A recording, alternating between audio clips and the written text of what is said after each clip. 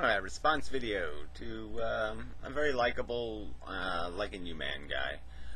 Anyway, yeah, so it's on the general subject of this red button thing again. This, if you had the ability to blow it all up, to just end it quickly, instantaneously, would you have a moral responsibility to do that?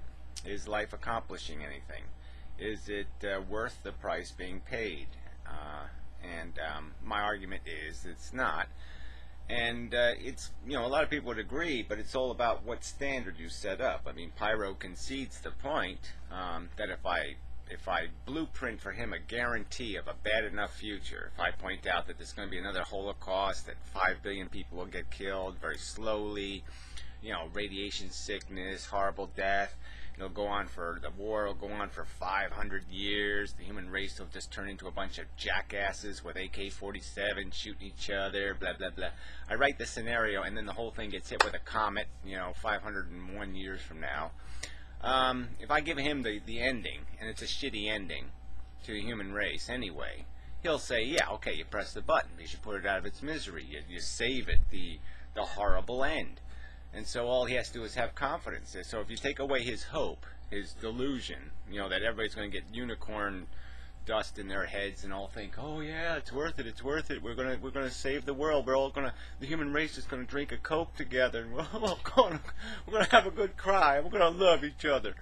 Yeah, if you buy into that bullshit, okay, fine, all right, yeah, then you got to preserve it because you think we have some kind of destiny. I mean, we're still going to get killed in 10,000 years, or 15,000, whatever the number is. We're still doomed as hell.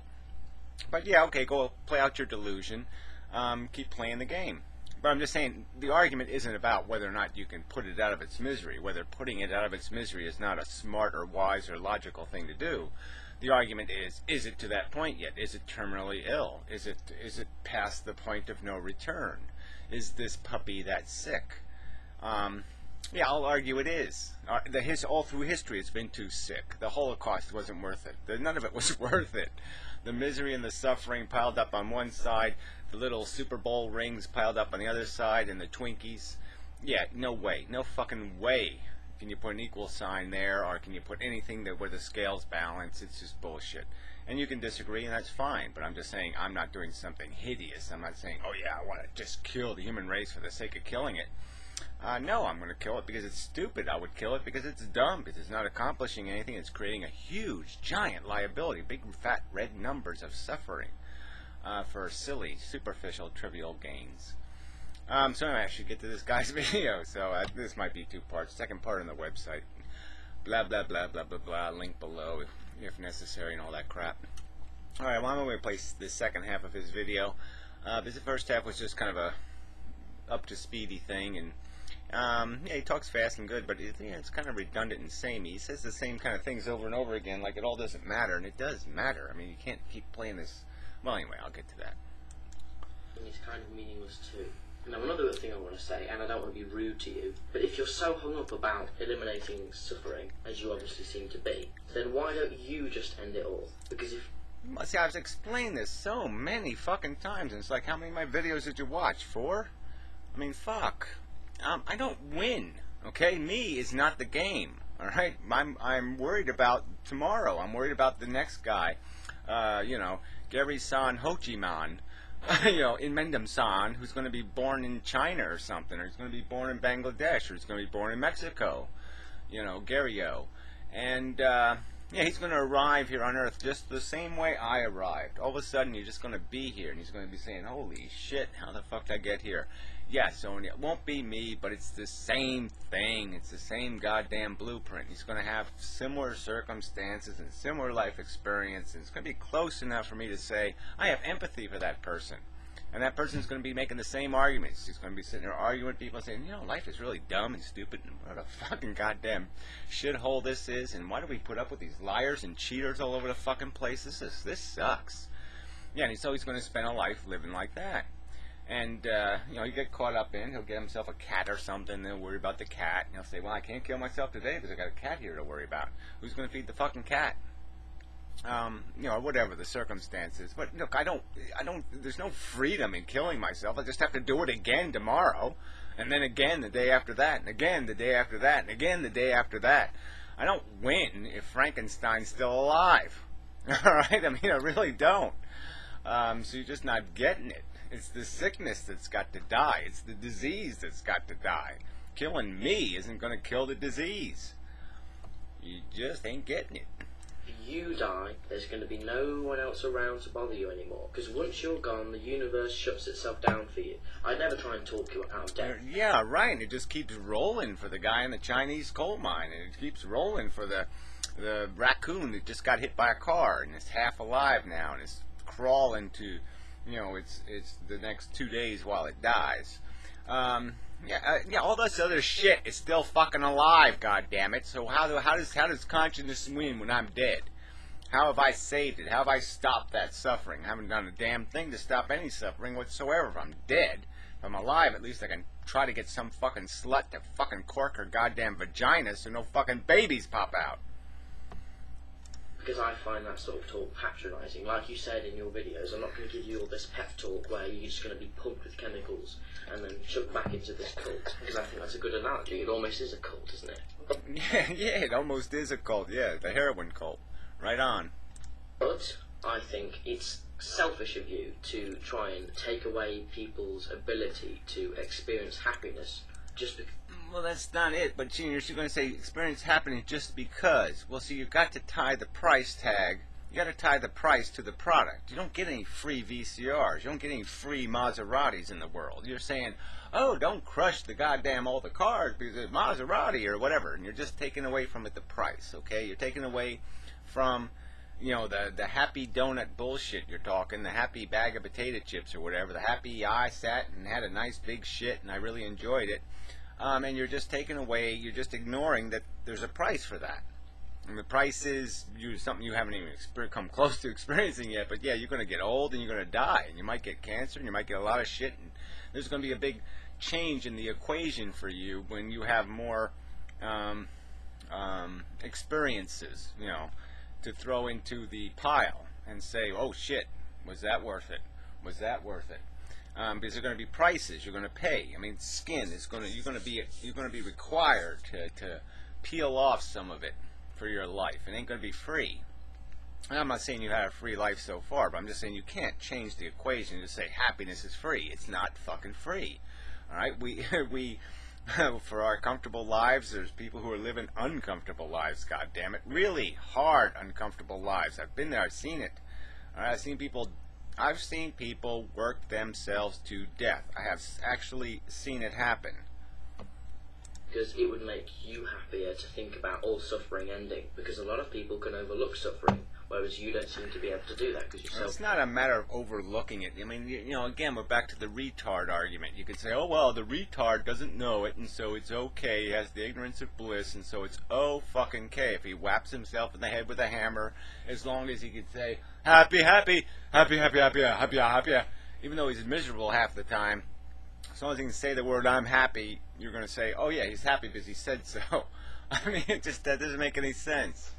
You know, because we're addicts. Again, you're just ignoring the environmental circumstance that underpins the whole fucking mechanism by which we experience this concept of happy. We don't experience happy in a vacuum. It isn't like a happy.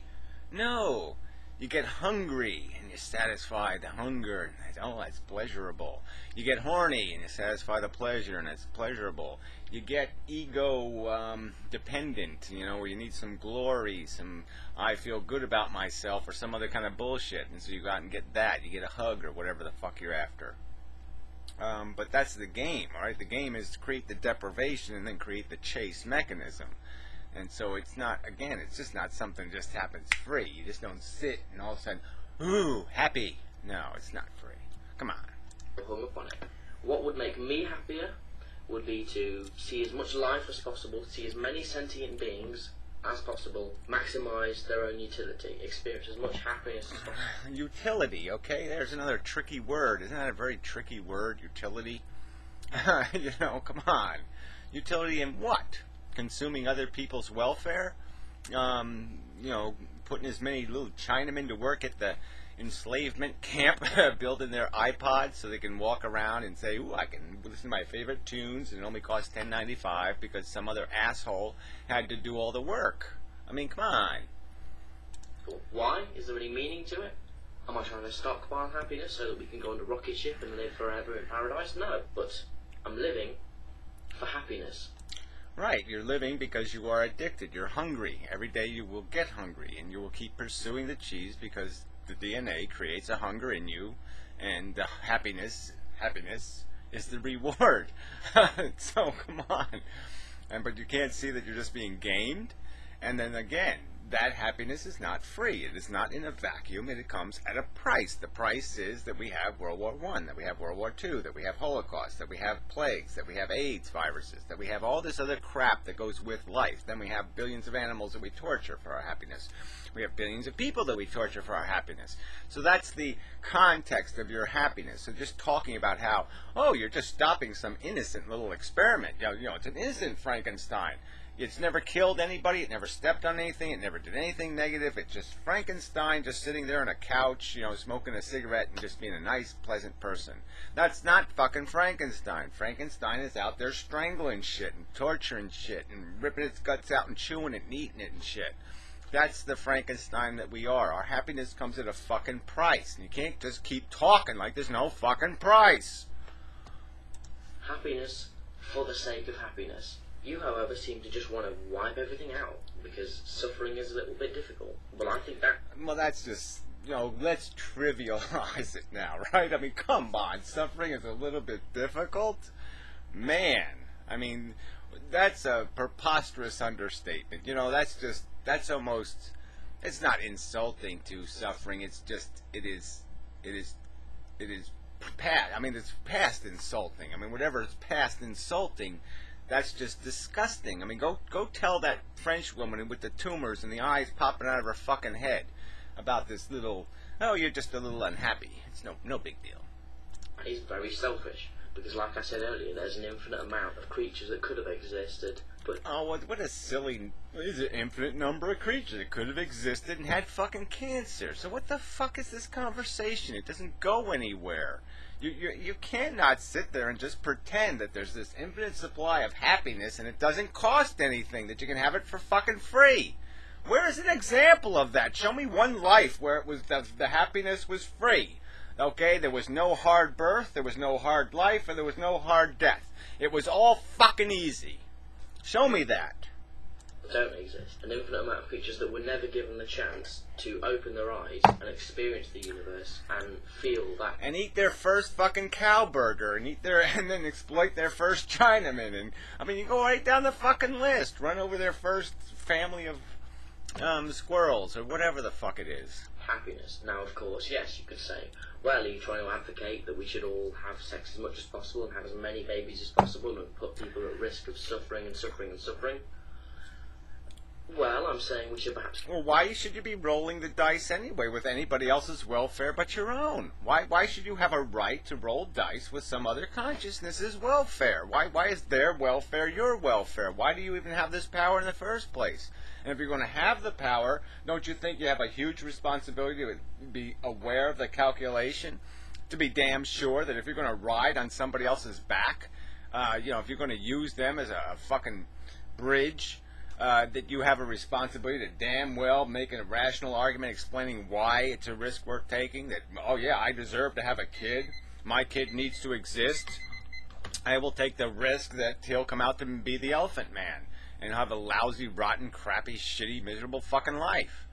Why should you be allowed to take that risk? Why is your calculation of their welfare appropriate? I mean, you really don't have that right.